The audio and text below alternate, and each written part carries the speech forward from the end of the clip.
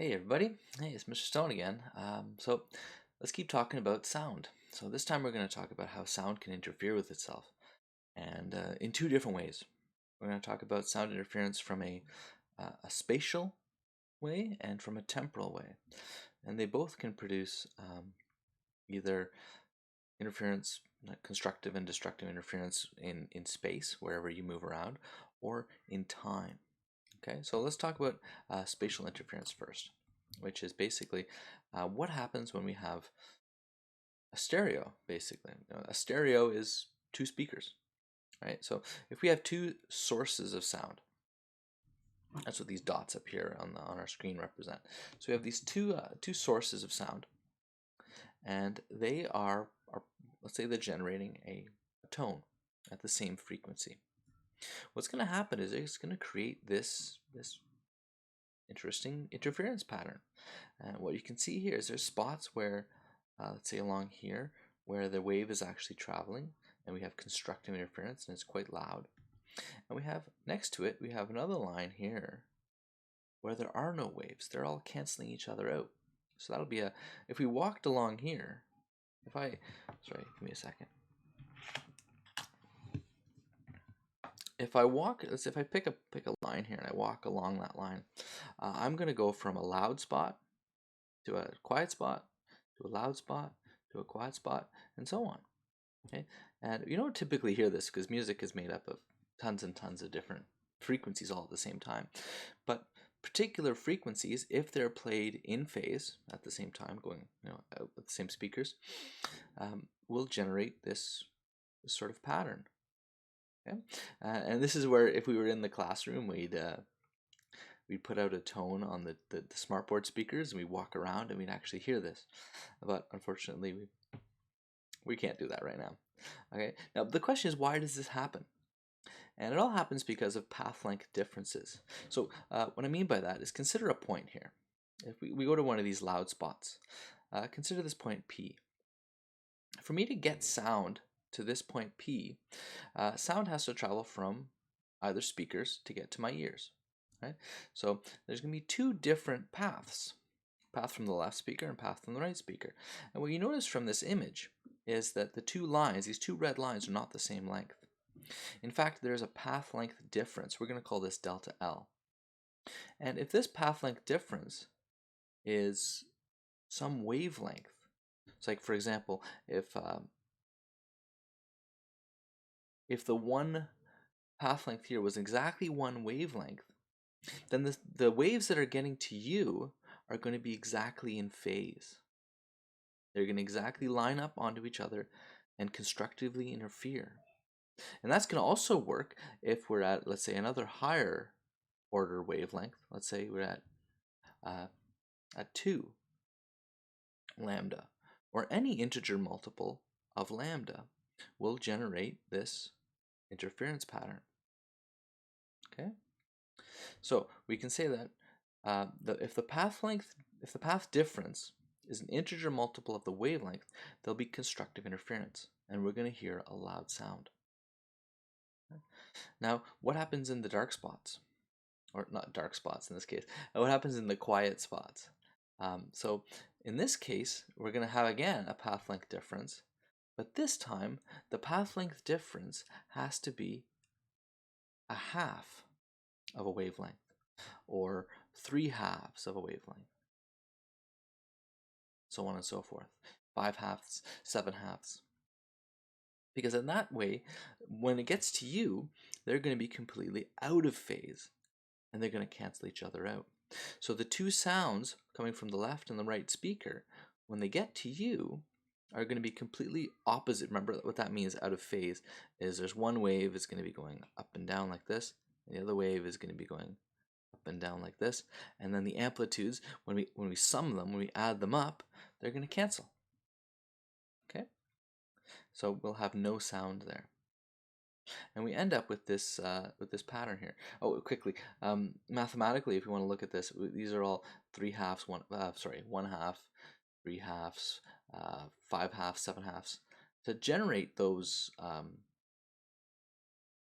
those odd numbers, we can do that with this nice little equation here. 2n plus 1 will generate all the odd numbers for us.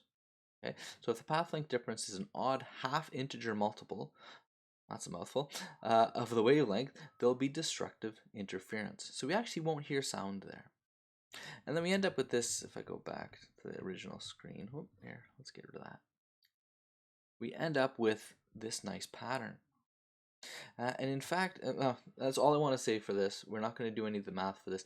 We'll actually do a bunch of the math for this in grade 12 when we talk about doing the same thing but with light, when we can use light as a wave and watch it interfere. But all I want to say for now is that these lines along here are actually called a hyperbola. Okay, these are all hyperbolic lines. But math of that's a little bit beyond us. So let's not worry about that. Okay, so that's spatial interference. So if we have two speakers producing the same sound at in phase, we're going to end up with this interference pattern. And this is the case for any multiple sources. Okay, let's skip through all this again. Now, next one. What about temporal interference? This is where, let's say we have two waves that start out in phase, but they're slightly off their frequencies. Their wavelengths are just off a little bit. So as the waves are traveling along, there's going to be spots where it's going to, like for example here, they're going to line up exactly. So we're going to have a large constructive interference. But a little while later, they're going to go out of phase completely. Like for example here, and they're going to be completely canceled out, and there'll be no sound. And then over here, we're going to have, again, constructive interference, and we're going to have sound again. So theoretically, what this means is, does this mean that the sound is going to get louder and quieter and louder and quieter? Exactly. It's actually going to have a beat. There's going to be this envelope, this temporal envelope that actually causes the sound to pulse, to get louder and quieter. Okay, so let's quickly go to Desmos, and we can see this again. Where is it? Here we are. So let's say I have this nice wave here. Now let's get it moving. Let's get a traveling wave. Let's consider us being. Oops. Where am I? No, that's not it. Oh, give me a second here. Sorry about that. Okay, so let's say we have this nice wave here, okay, and it's going to travel. Let's get it started. See, I'm just adding this little phase shift. So if I start this, it'll be traveling. And let's consider us, the observer, is at the origin. So we hear this sound at whatever frequency. And let's start. And then you notice this one, this 30 here defines the. I can change this slider and change my wavelength. So let's go to 30 here nicely. And instead, in the second wave, let's turn this one on. This one is at a slightly different frequency, just one off. So it's at 29. And if you look at the picture here, there's spots where they're going to be together, lined up here. So they're going to constructively interfere, and there's going to be spots where they're going to destructively interfere. Sorry. So what's going to happen when I put them together? I end up with this wave that increases.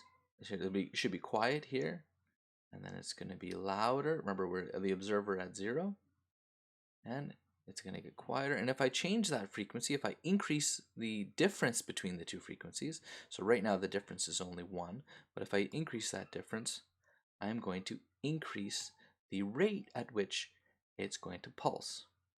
Okay, so the larger the excuse me, the larger the difference between the frequencies, the faster the frequency is of the pulsing. Okay. All right, so we can see this sort of pulsing nature of what we call this beat frequency. So the rate at which this happens, as it goes louder and quieter, we call a beat frequency. And we can actually hear this with sound as well. So let's switch over to something else. Let's go to this is Audacity here, and I'm going to just play some notes. Okay, so I have here in this track, it says 440. So this is an A note. So if I play this note, give me a second here. If I play this tone, that's an A. All right. So that's just an A note. But what I'm going to do also is I'm going to play 441 hertz at the same time. Okay, so there's 1 hertz difference between the two frequencies, between the two sounds. They're both going to your speakers. So the signal is having to be summed by whatever you're listening through, and the signal should pulse. Let's see what happens. See? So you can actually hear the sound going quieter and louder as it pulses. Okay? So that was a difference of 1 hertz above. So let's mute that one for now. But what happens if we now listen to 439 hertz at the same time as well? So 440 and 439. The exact same thing happens. Okay, so it doesn't matter if you're above or below, as long as you're off by a certain amount. So what happens now if I do 442 hertz? So now we have a difference of 2 hertz between the two sounds. So notice the pulsing has doubled in frequency. We are increasing the beat frequency. What happens if I just jump all the way to 430 hertz? So this is now a 10 hertz difference between the two sounds. There's a very fast beat frequency. Now this is actually a 10 hertz beat frequency that we were able to hear. Okay, so it's totally, we can totally hear these. We can totally hear these beat frequencies in our music here temporally. So speakers will actually be able to generate these beat frequencies. Now, this is the only math for this lesson, quite simple. The mathematics is very easy. The beat frequency is equal to the difference of the frequencies. And now we're going to put an absolute value around that to always tell us that we need a positive answer. So it doesn't matter if we're above or below, basically. If we have our reference frequency, no matter what the two frequencies are, it's always the difference between the two as a positive. That's what these two lines mean if you guys are unfamiliar with this notation. These two lines, this is the absolute value. Okay? Absolute value. All right? So let's do a quick little example. So let's say I have a guitar string. It's the 5th string on your guitar. It's an A. It's 220 hertz. And I strike another string on a different guitar, and we hear a 3 hertz beat frequency between the two sounds. How out of tune is that other string? Okay, so how are we going to do this? If I have my beat frequency formula, this is equal to the absolute value of the difference. So really, what this is saying, okay, so if you're confused with that absolute value, we have basically two equations. Let's just shorten it, FB. Either we're subtracting 2 from 1 or 1 from 2.